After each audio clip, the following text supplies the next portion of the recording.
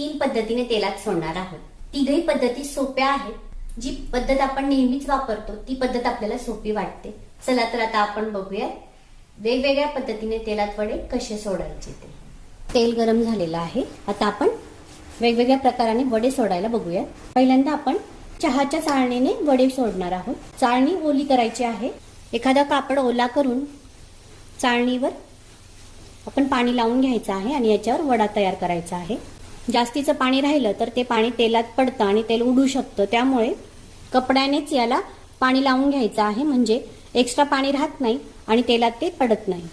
ओल्या चाळणीवर बॅटर टाकून घ्यायचं आहे. तुम्हाला पाहिजे त्या आकाराचा वडा तुम्ही यावर पसरवून घ्यायचा आहे. पाण्याचा हात लावून त्याला होल करून घ्यायचा आहे. वडा सोडून घ्यायचा आहे.